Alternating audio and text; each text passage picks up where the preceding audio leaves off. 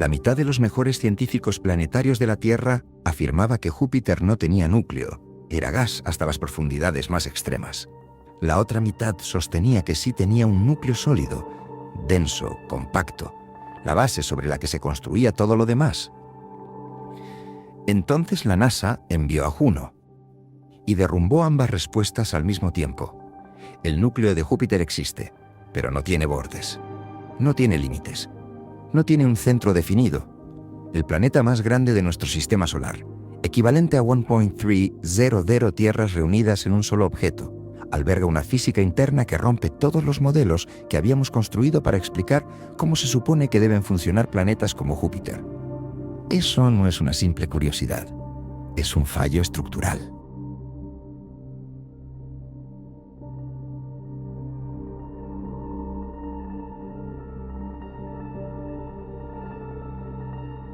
El primer bando tenía una explicación impecable.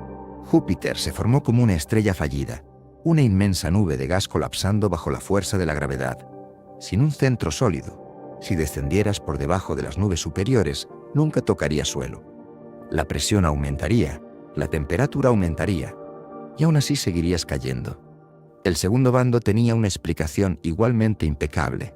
Los elementos pesados se condensan primero en la fría nebulosa exterior del sistema solar, roca, hielo, hierro, y se acumulan.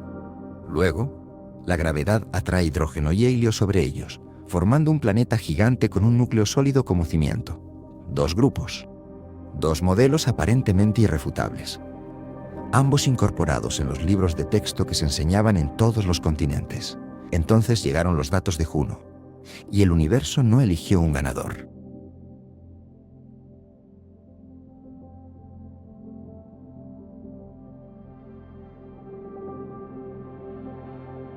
La nave espacial pasa a tan solo 4.200 kilómetros por encima de las cimas de las nubes, y la gravedad de Júpiter mantiene una conversación constante con ella. Cada variación en la distribución de masa genera un tirón gravitatorio, cambios en la velocidad tan sutiles como 0.01 milímetros por segundo, más lentos que el movimiento de la aguja horaria de un reloj. Juno detecta todo eso mediante señales de radio Doppler. Paso tras paso, órbita tras órbita, fue construyendo un mapa de masas con una precisión aproximadamente 100 veces superior a la de cualquier misión anterior enviada a Júpiter. Ambos bandos tenían sus predicciones preparadas. Ambos esperaban ganar.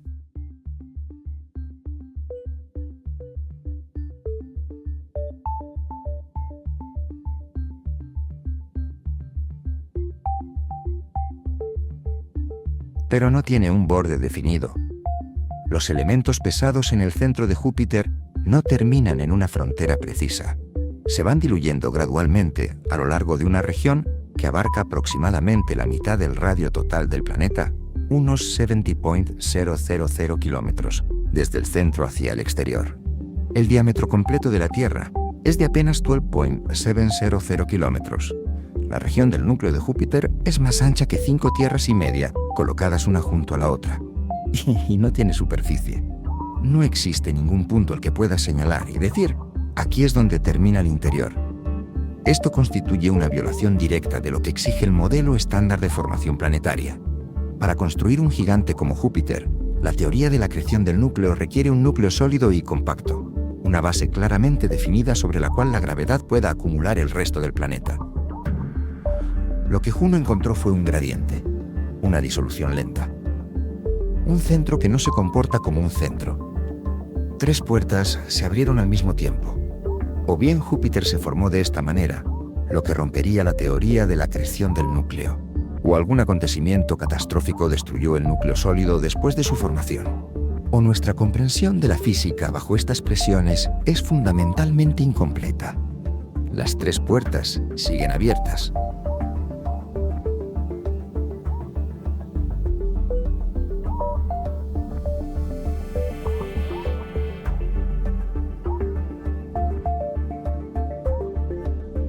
Un protoplaneta, con una masa 10 veces superior a la de la Tierra, habría impactado contra un joven Júpiter a gran velocidad. El choque destruyó el núcleo sólido. Los fragmentos pesados fueron dispersados hacia las capas de hidrógeno, y lo que Juno observa miles de millones de años Después sería el resultado de aquel desastre un remanente difuso, sin límites definidos. Los investigadores pusieron a prueba esta idea en supercomputadoras. Decenas de simulaciones, variando la masa, el ángulo y la velocidad del impacto. Todas produjeron el mismo resultado. El choque dispersaba los escombros, pero luego el material pesado volvía a hundirse, como el sedimento que se deposita en el fondo de un vaso de agua después de haber sido agitado. Una frontera nítida volvía a formarse. Siempre. Sin excepciones. Al universo no le importa lo elegante que sea tu teoría. Y la comunidad científica no tenía una alternativa que la reemplazara.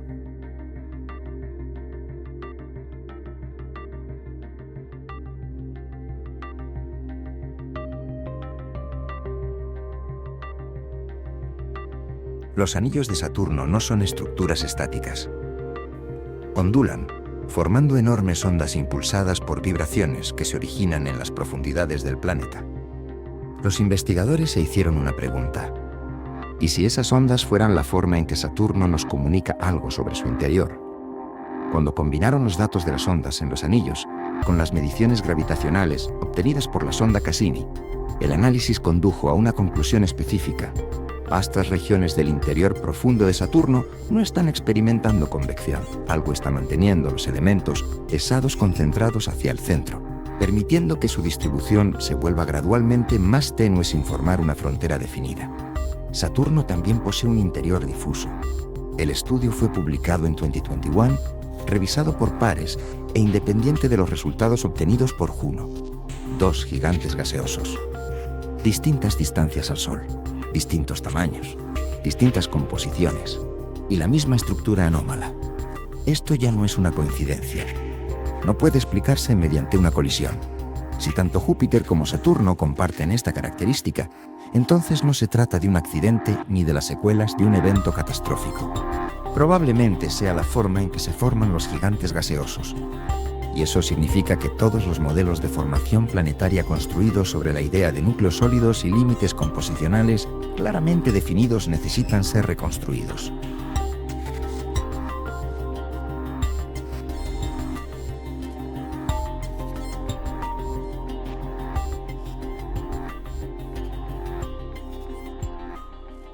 Más de 5.000 exoplanetas confirmados han sido catalogados, clasificados y modelados utilizando marcos teóricos, construidos sobre la suposición de que poseen núcleos sólidos. Las estimaciones de sus tiempos de enfriamiento, los perfiles de presión en sus interiores e incluso las evaluaciones de habitabilidad se derivan de modelos que ahora presentan dudas estructurales fundamentales. Y los dos planetas utilizados para construir y validar esos modelos, Júpiter y Saturno, son los únicos gigantes gaseosos lo suficientemente cercanos como para haber sido estudiados con la precisión que alcanzaron las misiones Juno y Cassini. Los miles de gigantes gaseosos descubiertos más allá de este sistema solar han sido etiquetados y descritos mediante un marco teórico que podría no representar lo que realmente existe en el interior de ninguno de ellos.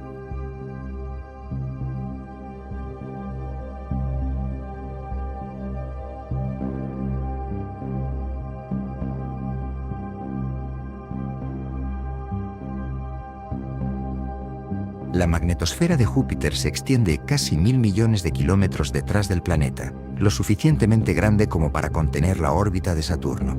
Se genera en regiones donde la presión supera los 4 millones de veces la presión atmosférica terrestre, lugares en los que el hidrógeno pierde completamente sus electrones y se transforma en un material eléctricamente conductor. El resultado es un campo magnético 20.000 veces más intenso que el de la Tierra, y presenta características que nadie ha logrado explicar por completo. Es más fuerte en el hemisferio norte que en el sur. Posee concentraciones magnéticas extremadamente intensas en determinadas latitudes y muestra dos polos magnéticos sur, una configuración que no debería existir si la dinamo planetaria estuviera funcionando de manera uniforme. Los científicos esperaban que el núcleo difuso pudiera explicar estas anomalías. Construyeron modelos, los pusieron a prueba. Y el núcleo difuso no explicó las anomalías, las hizo aún más difíciles de explicar. Mecanismo desconocido, sin consenso. Investigación activa, sin resolución.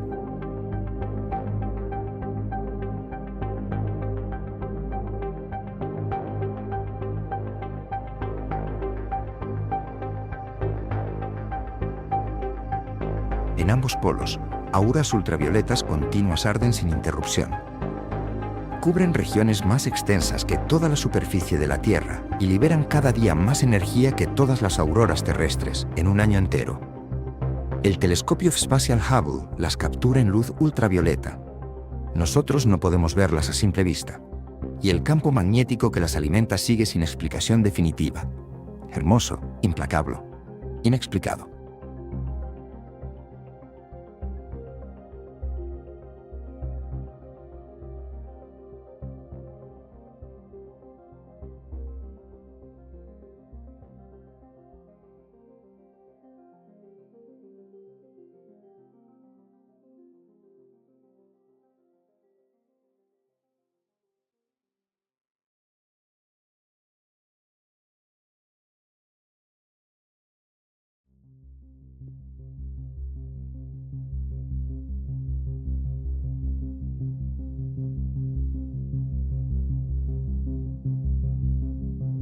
Durante 60 años, todos los científicos que estudiaron Júpiter estuvieron de acuerdo en una cosa: el núcleo, una esfera densa y rocosa situada en el centro. Quizás 10 veces la masa de la Tierra, compacta, delimitada, conocida.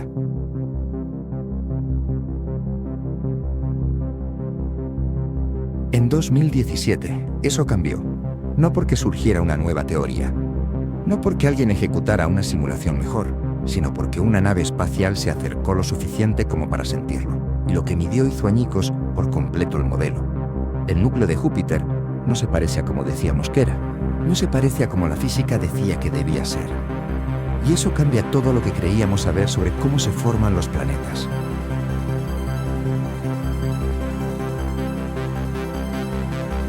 Durante la mayor parte de la astronomía moderna, el interior de Júpiter aparecía así en todos los libros de texto.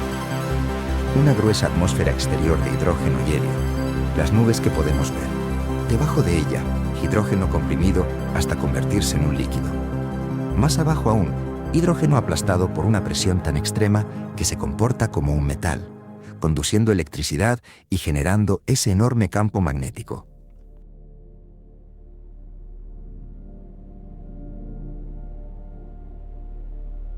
Y en el centro de todo, un núcleo sólido, rocoso, denso, de unas 10 masas terrestres, quizá 15, con límites definidos, una estructura predecible.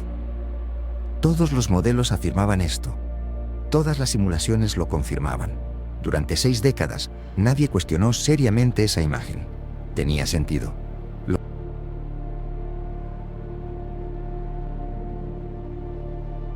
Los gigantes gaseosos se forman cuando un núcleo rocoso crece lo suficiente como para atraer el gas que lo rodea. El núcleo aparece primero, la atmósfera se forma a su alrededor. El núcleo permanece en el centro, compacto, definido y firmemente anclado en su lugar.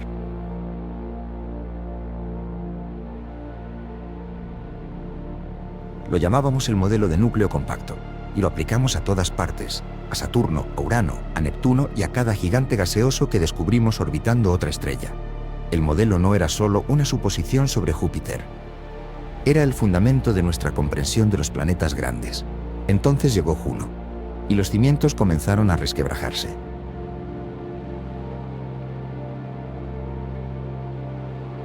Juno fue lanzada en 2011. Llegó a Júpiter en julio de 2016, tras un viaje de 5 años y 2.800 millones de kilómetros. No llevaba ningún taladro, ninguna sonda que pudiera descender entre las nubes, ningún instrumento capaz de ver a través de miles de kilómetros de gas. Lo que sí llevaba era un transmisor de radio y un reloj extremadamente preciso.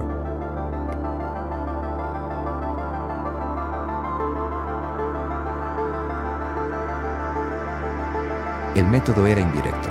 Cuando Juno pasaba cerca de Júpiter, más cerca que cualquier nave espacial anterior, en algunas órbitas a solo 4.200 kilómetros por encima de las cimas de las nubes, los científicos en la Tierra rastreaban diminutas variaciones en la señal de radio. Observaban cómo la gravedad de Júpiter atraía y desviaba la trayectoria de Juno, cómo esa atracción cambiaba a medida que la nave se desplazaba de un hemisferio al otro. Esto se conoce como ciencia gravitacional por efecto Doppler. No puedes ver el interior, puedes sentir su peso.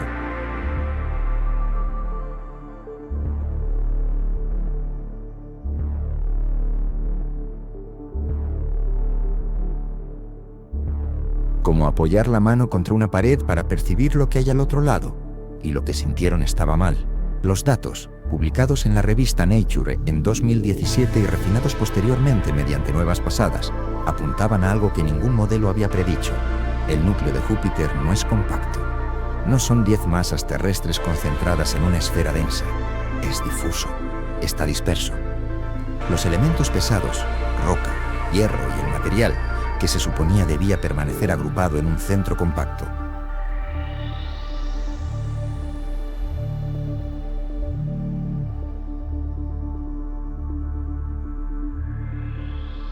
parecen haberse disuelto y extendido por una región que abarca aproximadamente el 50% del radio total de Júpiter. La masa de esa zona difusa se estima entre 300 y 500 masas terrestres. No es un núcleo, es un núcleo disuelto, un núcleo que perdió sus límites, un núcleo que se desvaneció dentro del planeta que se suponía debía rodearlo. El modelo requería una frontera. Júpiter no proporcionó ninguna.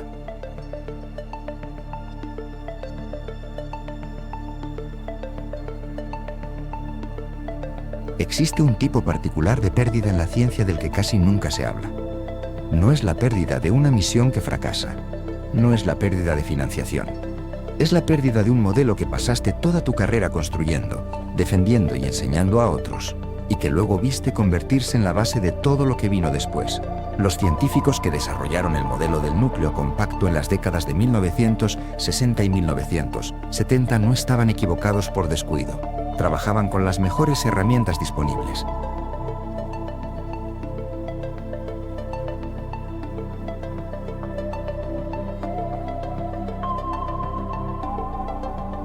La física era sólida, la lógica era impecable. El modelo se mantuvo durante medio siglo porque no existía nada capaz de ponerlo realmente a prueba. Juno fue construida para hacerlo. El equipo recibió los primeros datos gravitacionales a finales de 2016. Las anomalías aparecieron de inmediato. El núcleo no estaba donde se suponía que debía estar. La masa no estaba concentrada de la manera en que se suponía que debía estarlo.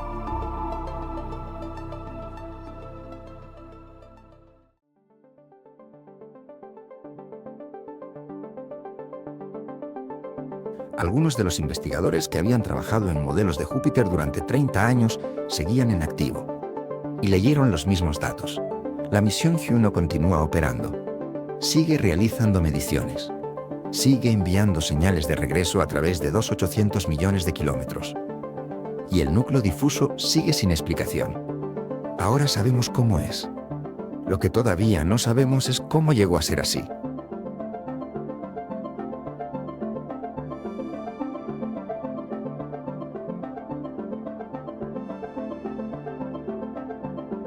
La mejor teoría actual es que Júpiter fue golpeado, temprano y con una violencia extrema, por un protoplaneta de aproximadamente 10 veces la masa de la Tierra. El impacto no destruyó a Júpiter, lo alteró. Fragmentó su núcleo compacto y mezcló su material hacia el interior, hacia el exterior y hacia las capas superiores del hidrógeno que lo rodeaba.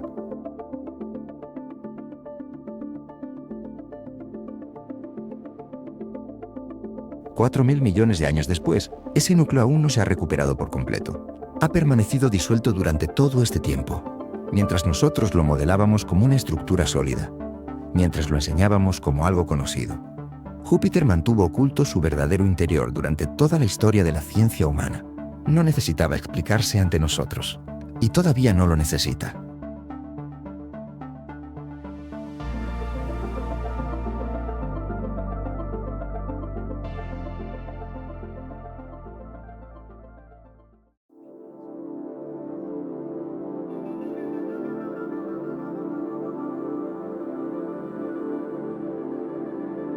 El cinturón de asteroides debería ser un planeta. Hay suficiente material ahí fuera para construir uno. La física lo permite. Cada modelo coincide en que algo debería haberse formado allí. Algo rocoso, sustancial, real. No fue así. No porque el material no estuviera allí. No porque las condiciones fueran incorrectas, sino porque algo se movió a través de esa región antes de que el planeta pudiera terminar de formarse y dispersó todo lo que había construido. Ese algo fue Júpiter. Y Júpiter no solo pasó a través del cinturón de asteroides, cruzó todo el sistema solar interior. Destruyó a una generación de planetas que existían antes de la Tierra. Luego regresó. El modelo estándar de cómo se forman los sistemas solares es limpio. El gas y el polvo se colapsan en un disco alrededor de una estrella joven. El material rocoso se agrupa cerca de la estrella, donde hace calor, donde los gases más ligeros han sido expulsados por el calor. Los gigantes gaseosos se forman lejos, donde hace el frío suficiente para que exista el hielo, donde hay suficiente material para construir un núcleo lo suficientemente masivo como para traer hidrógeno y helio. Planetas rocosos cerca, gigantes gaseosos lejos, separación limpia, arquitectura estable.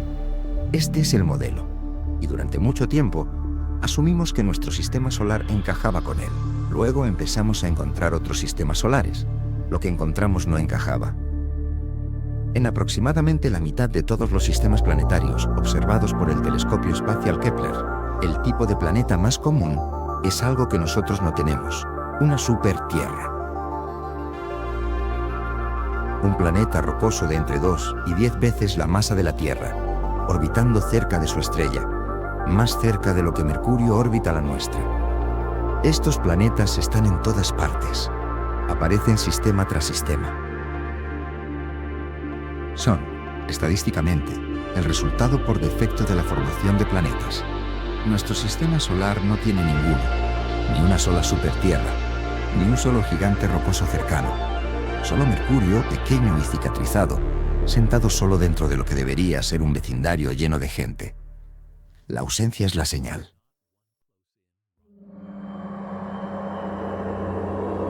Algo los eliminó. Hace 4.500 millones de años, antes de que existiera la arquitectura actual de nuestro sistema solar, había una diferente.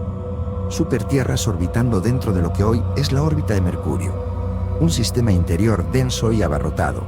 Exactamente lo que predicen los modelos, exactamente lo que vemos en todos los demás lugares. Se han ido. La pregunta es ¿qué les pasó? Tiempo 1. La migración hacia el interior. Júpiter no se formó donde orbita hoy.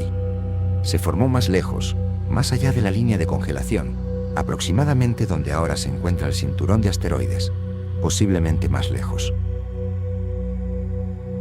Creció rápido, atrayendo gas y polvo, convirtiéndose en el planeta más grande del sistema solar dentro de los primeros millones de años.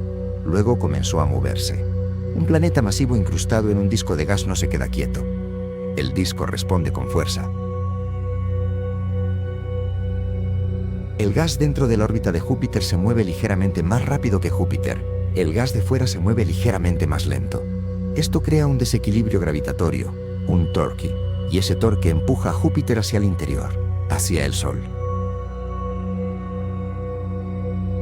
Este proceso se llama migración de disco. No es exótico, no es un accidente raro, es lo que predice la física. Es la razón por la que tantos otros sistemas solares tienen gigantes gaseosos cerca de sus estrellas. Júpiter migró hacia el interior a través del sistema solar. A medida que se movía, su influencia gravitatoria se extendía por delante de él como una ola. Las supertierras que existían en el sistema solar interior no recibieron un impacto directo. Júpiter no necesitaba golpearlas.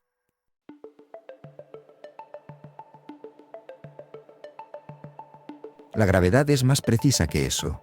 A medida que las resonancias de Júpiter se movían a través del sistema interior, desestabilizaron las órbitas de las supertierras. Las pequeñas perturbaciones se acumularon. Las órbitas se cruzaron. Planetas que se habían formado a lo largo de millones de años comenzaron a chocar entre sí, o a derivar hacia el interior, espiralando hacia el Sol. No en un instante, a lo largo de cientos de miles de años. Pero el resultado fue absoluto. La primera generación de planetas interiores cayó al Sol. Júpiter había cruzado el sistema solar y borrado todo lo que se había formado antes que él. Tiempo 2. La virada.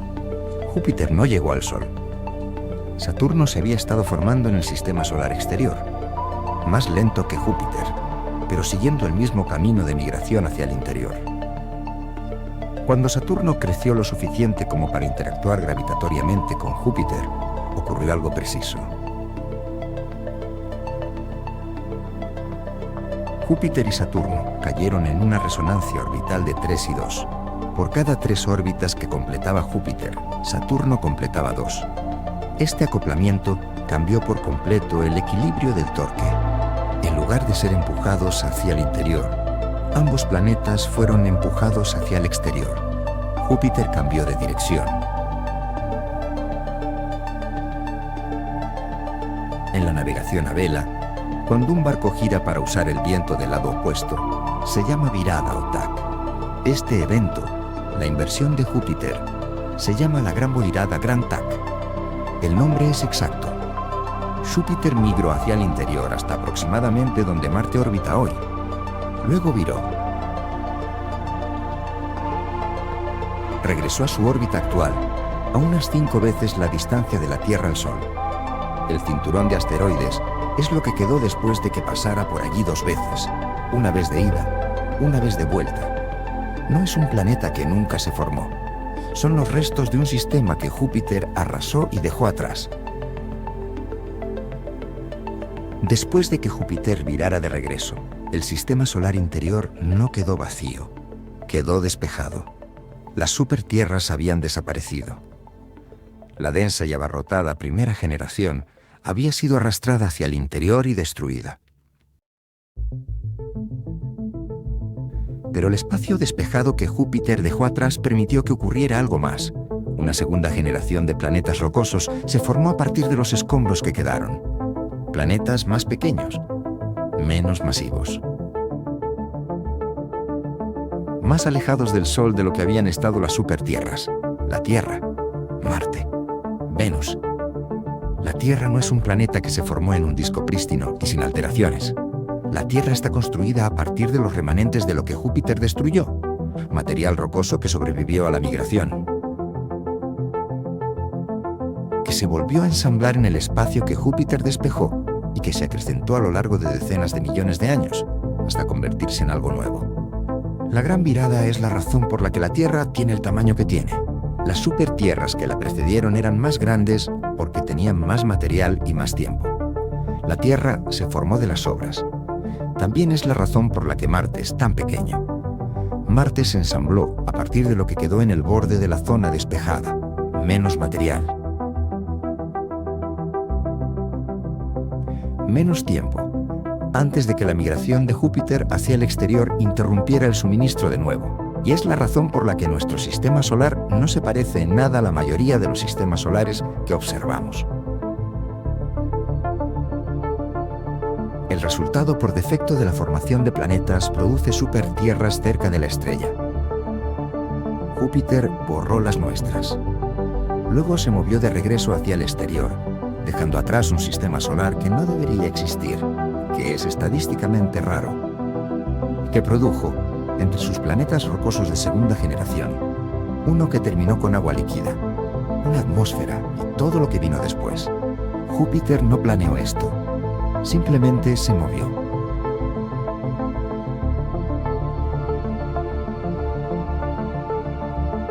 El primer sistema solar es irrecuperable.